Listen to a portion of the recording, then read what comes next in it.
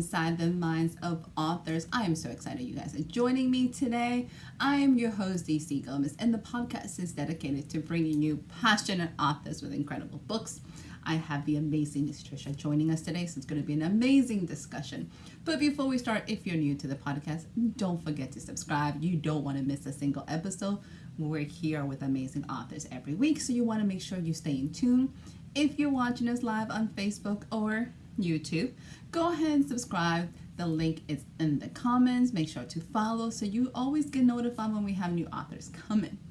And because you guys are here to figure out who do we have new on this show, I'm going to bring our fabulous guest. Hello, Madame. How are you today? I'm great. How are you, DC? I am wonderful. I am so thrilled you are joining us. Congratulations on the book. And I'm going to turn it over to you so you can introduce us to the book and the amazing story. Here you go, Madame. Great. Well, thank you so much for having me again. And my series that the finale will be releasing on July 29th is called the Realm Chronicles series. But today I thought I'd read from the first book. If you pick up the fifth book, you'll mostly get it, like 80 to 90%. But there will be some things that maybe why is that happening? Why is this happening? I haven't started at the beginning, so I thought I would start the readers off at the beginning today with To Be a Fae Queen. And this is first person, Princess Titania. I glance up at my crystals as the last rays of the setting sun cause splotches of amber to dot the stone walls and ceiling. It is my favorite, yet saddest time of day. I dread and cherish my next task in equal measure, and linger at the window to relish the last bit of sun on the meadow. Forcing myself to turn from the scene, I raise my wings. Light from the window shines through them, causing the room to glow with a slight green twinge. Crossing to my doors and opening them wide, I scan my ceiling to savor the dimming light illuminating my prisms. I close and open my wings, rising into the air and exiting my room. Flying to the castle, to my parents' chambers, as I do every night, I alight in their study. Mother sits in front of the fire, harp on her right, father on her left. Seeing his chin dip, I approach Mother. I kiss her cheek. Mother, will you play for us, or shall I? She blinks, and I think I see the edges of her mouth turn up just a hair. Sitting on the hearth before her, I await a reply. Had I imagined a slight smile, or was it wishful thinking? Her gaze shifts to her lap. Perhaps you could play, Titania. Your mother loves hearing you. Father stands and wraps his hands around her shoulders. Mother's eyes stay trained on the flames in front of her while I slide the stool to the harp and begin a tune. After years of lessons, I play well, but nothing like Mother used to. She could draw tears from a crowd with one pluck of a string. Father retakes his seat, and I note his furrowed brow. Laying a hand across the strings, I halt my song. Father, is something wrong? Surely Mother will. I swallow before uttering the same hope-filled words I repeat every night. She will be better when her mourning is over. 1 year per lost child seems appropriate. Several years have passed since my 4 brothers were slaughtered while fighting the Copeland army. 3 years since we have heard her voice or gotten more than a blink of her eyes in response to kisses, hugs, condolences, pleas, and sometimes, on my part, tear-filled rage at her inability to see I not only lost my brothers, but my mother as well. I thought one of her sisters would stay after the official mourning period. I loved having my cousins here, but each of the aunts crumbled under the duress of Mother's catatonic state. Father offered their husbands prominent positions in the army, but after the prior massacre, even the promise of wealth and admiration did not sway them to stay in our kingdom, and they sailed north, over the sea to their home in Bedham. As much as I wanted to, I could not place blame. Each kingdom faced their share of foe, but none proved more dangerous than the couple. Many thoughts weigh on my mind. Father's voice brings me out of my self-pity. Please tell me. Finish your tunes. They bring me joy. Not knowing how else to help, I begin a new song. He works hard, touring the countryside with his guards, hearing grievances of our people, and keeping the accounts balanced for the kingdom. I worry he is lonely with only his advisors to converse with. Once the ballad ends, I spend my stool to face him. Taking a breath, I wait for him to speak. He smooths his beard and begins the story of the couple, how they live in caves and hollows between our realm and lower earth. Father, I know the histories. I'm not a child anymore. Please, just tell me what troubles you. I guess you may not wish to dwell on all we lost either, especially as we try to keep our nights together happy and carefree. With my brothers gone and my mother's condition, he and I only have each other. His two brothers and their sons were killed in the battle as well, leaving us as our last remaining royals of Auburn, me the only heir to the throne. Seeing father raise his hand to his beard brings me back to the worries at hand. He spins the lock of the curly hair between his fingers. You will be queen one day. I guess I cannot shield you forever. I just know the anxiety the memories cause you. Remembering the purple wings and gnarled claws of the beast that tried to kill me, my heart rate rises. The couple have returned. Staring at the flames, he rubs his hands down his pant leg. Several ankle crystals that support our fairy ring have disappeared. We believe a mutant couple took them. Soldiers found footprints near a cave in the wood on the eastern side of the kingdom. My heart thuds and mind reels with the implications of the missing crystals. The fairy rings create portals between our realm, known as Middle Earth, and Upper Earth. If the anchors cannot be replaced, the ring dies. The portal closes, and we will be cut off from all that is above. Sun, rain, and winds to clear our air. With no light or water, our plants will die, and our animals will starve. With no access to Upper Earth, we will die with them. I think I'll stop there. That's a little bit of a preview to Be a Fake Queen. Congratulations. Ooh, this is so good. I am so excited for you. So let's congratulations on the next book coming up in July. Also the ending of the series. We have tons of questions. So we're going to start with, because you read from book 1, tell us a little bit about where the story came from, and then we'll talk about the series. Like, what is inspiration for this series? Tell us. Right. So I was at a book festival, and a woman was going around advertising for a fantasy anthology that included fantasy characters with mental challenges.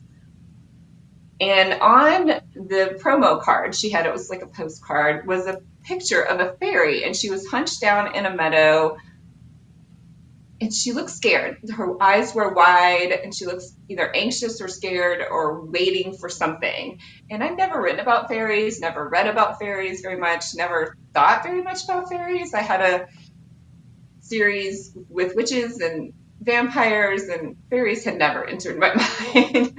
But this fairy image of this girl really intrigued me. Check it out.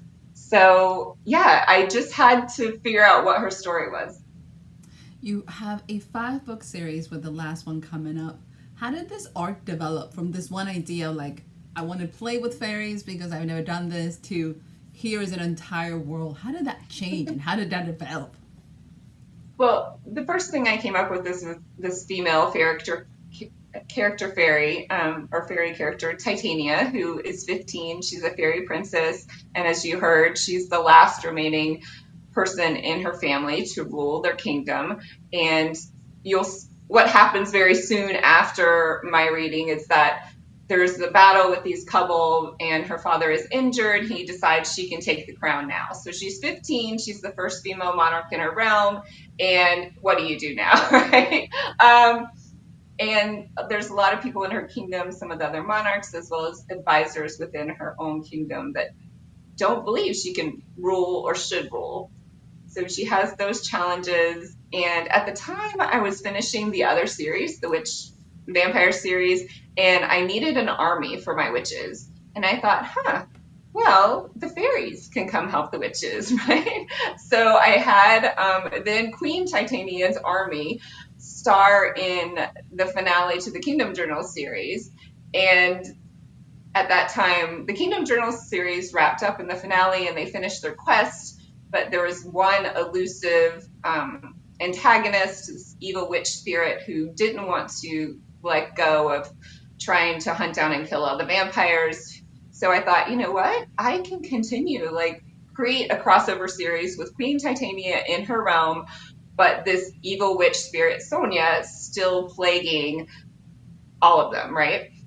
So yeah, that's how it came to be. And somehow, yes, it became a 5-book series. I'm loving the fact that you have an awesome crossover between your books. Like you're bringing all of these pieces together. To me, that's always so much fun because readers can just jump into the next one if they enjoy these characters and they want to know more about it. I also have questions. I feel like the dad. So you protect the daughter. You don't want to tell her. Now you're like, now you're going to be queen. I'm like, how does that work? How does she handle this? Because this is huge. Yes. So as I said, the anthology I wrote for, or I wrote a short story for, included the fact that Titania suffered from anxiety and panic attacks. And I kept that in this series, at the beginning of this series, because I wanted to show that, she was traumatized by her brother's deaths, and she was sheltered because of these panic attacks. Like she didn't go to school like a normal fairy would, and they kept her very sheltered. But when her dad realizes that his health and his physical abilities were no longer what they should be, he kind of had no other choice, I think, is how he felt.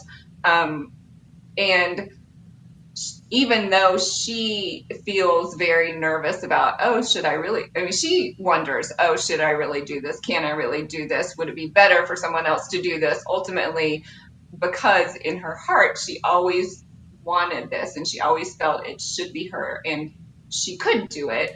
Eventually, she makes a decision and goes for it, I guess, for lack of a better term. I love all these elements. And it's almost like the unlikely hero. You have a person come into age and come into themselves and then take in the throne, which is really exciting. How do you decide it, or how did it end up being 5 books? Because this is one of those things like, how do you develop this 5-book arc and how did it all come together? Yeah, I really didn't know how many books it would be in the beginning. And the Kingdom Journals series, which was the witch series, was planned to be 3 because there are a trinity of witches, and I thought each witch would have their book. And then there was a character in that series that was supposed to be an antagonist, and turned out I couldn't let him be.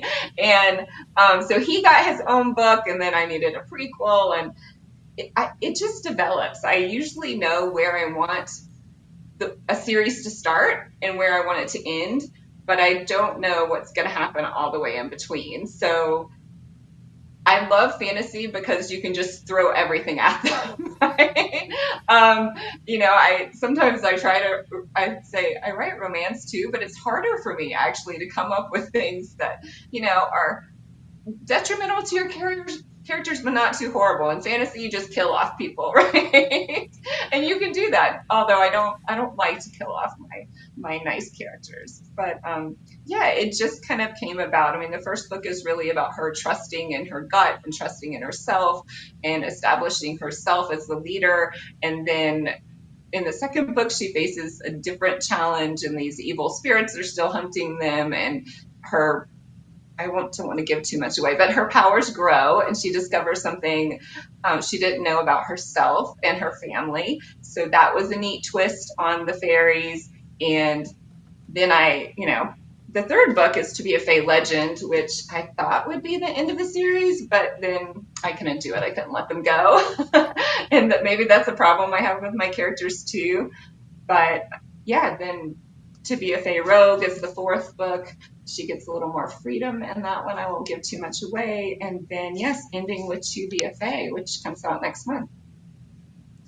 I love your process, and you just enjoy your characters, which is always really exciting. So are you technically a pantser, or do you plot? Because you said I started at the beginning. Are you plotting any of the rest, or are you just kind of going, we're just going to wing it? How does that work? Yeah, like I said, I usually start each book in the whole series in general. I start with a beginning and end and some major plot points. So I know like what point is going to be the instigating point where the person decides, okay, yes, I'm going to complete this quest, or I'm going to, help defeat this enemy that's going on. So I always know that, and I always know some ups and downs in the middle, and I always know what climax I want to hit and then how I want to resolve. But how I get there is what I like about writing. Like I tried one time to outline everything out and know what I was writing. I felt so bored. I didn't even want to do it. I was like, this is boring. I don't want to write this. I just kind of sit there. A lot of times I walk. I will write for a little while. I go out and walk, and then I think, what's the next thing that's going to get me to the next plot point? What am I going to throw at these characters next? What's going to be the best way to show whatever characteristics or themes that I'm looking at in the book? And yeah, it's just fun to get there.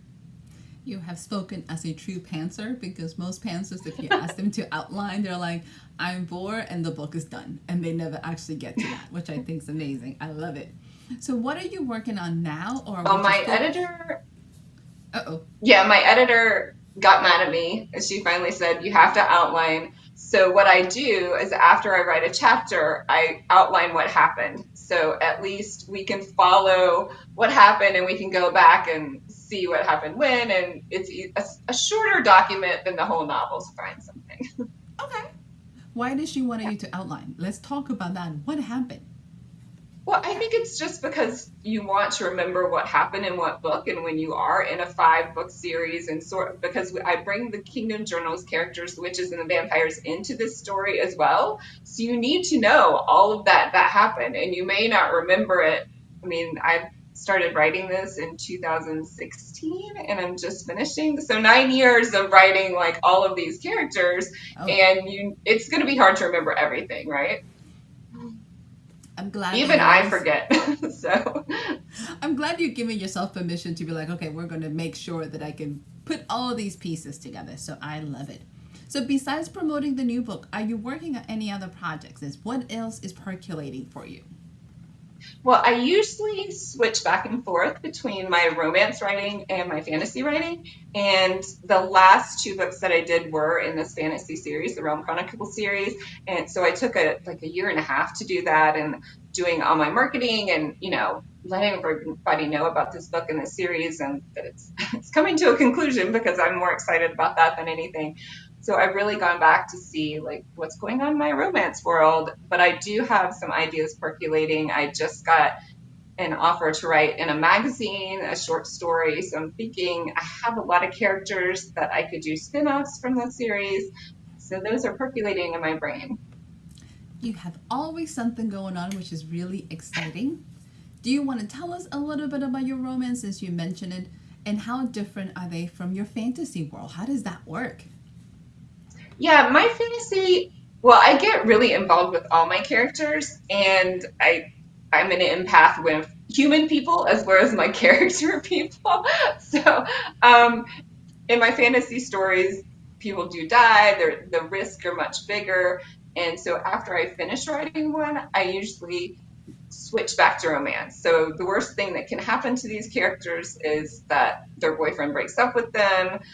And usually, they have happily ever afters and get back together, and all the world is great. So that is sort of like a reset for me, and a little bit of an emotional break before I go back to my fantasy.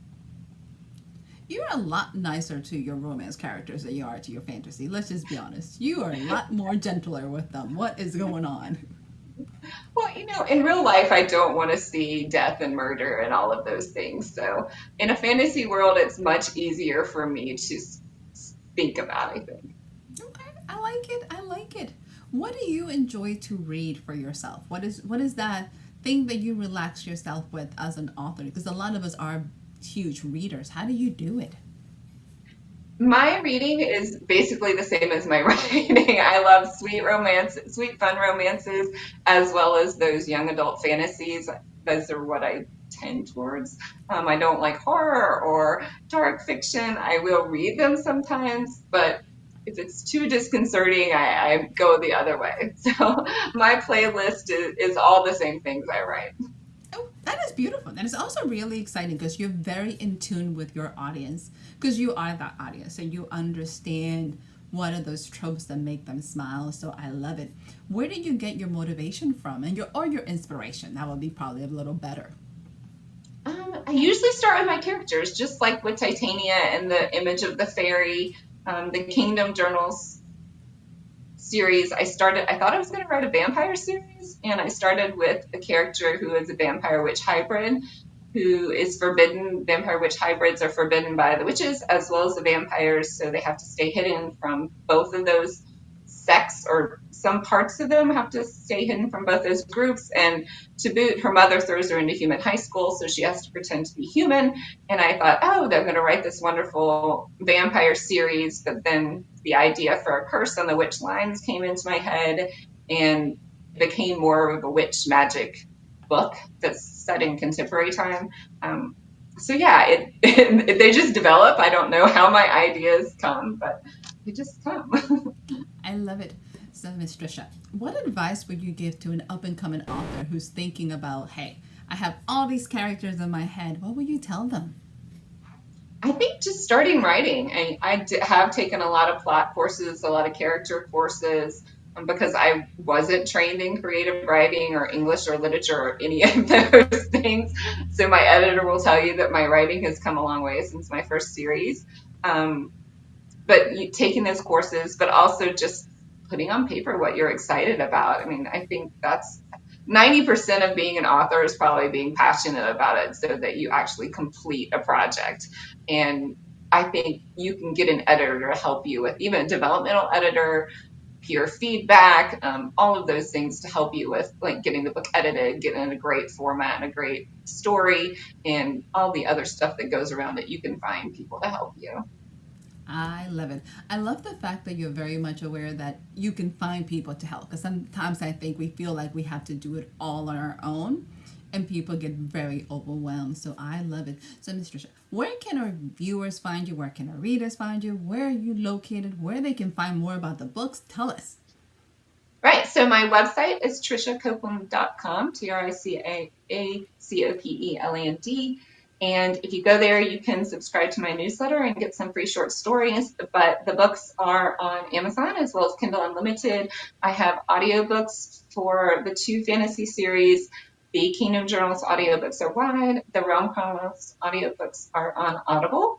And I have paperbacks for the Realm Chronicles wide as well. So a lot of places that you find books are where you're going to find my books. Also on Goodreads and Book Club if you like going there. I love it. Where can our listeners and viewers interact with you if they wanted to connect with you? What social platforms are you located? Because I think that's Right. one of the things that has changed a lot. People want to connect. Right. So I am on Facebook as well as Instagram, TikTok, and I go on Twitter every once in a while, but not tons. So Facebook and Instagram are my main hangouts. You said TikTok. Are you doing a lot of TikToks? I do some. I just did a video yesterday. I don't like seeing myself on camera as much, and I get really nervous, as you can probably tell right now. I couldn't even remember how to spell my name. But so I try to do TikTok videos. I create more TikTok videos about my stories, whether it's about reviews or, just kind of images to show what's in my stories, the feel of them, and music. So I like creating those on Canva. So those are all there. And I will pop in every once in a while with a live video, but I need to do more of that. Well, you can't tell you're nervous, so you're doing fabulous. So you definitely don't have to worry about it. So it's great. So, Madame, before you leave us, are you ready for the lightning round? Ooh, uh-oh. Okay, yes, I'm ready. Super easy. Do not think too hard about this. So we're going to have some fun. So let's go. Breakfast or dinner? Breakfast. You're thinking too much. They're fun. Don't Yeah, worry. I am. Sweet or sour? Sweet. A desktop or a laptop? Laptop. Okay. Indoors or outdoors? Outdoors. So here's a little different. Let's see how you do with this one. If your life had a theme song, what would it be? Oh. I want to say one of my favorite songs is Swinging from the Fire Escapes. And I think it is called Fire Escapes by Andrew McMahon. And I just love that song, and I'll just say that. I would like to be as bold as they sing about. I like that. You're writing amazing stories and magical characters, so I am pretty sure you're doing very bold things. So yes. So, Madame, it has been a pleasure. Congratulations on the book, on this series. Do you have any closing remarks for us? No, I just hope that if you go find my books, you read them and you love them and let me know. So to our viewers, to our listeners, make sure to check out Miss Tricia. Check out this series. Not to mention, you can go from fantasy to sweet romance. You have tons to check it out. The link to her website is in the notes, so make sure to click on them and follow. Sign up for the newsletter. And remember, if you have not subscribed to the podcast, make sure to do so. We are here with new authors introducing you to some amazing books every single week. So make sure to follow, subscribe, join us. I'll have one more author coming today. So remember that if you're interested in joining us, I'll be back in about 30 minutes. So you can join us along and have another fabulous conversation. Thank you, Madame, and everyone. Have an amazing afternoon.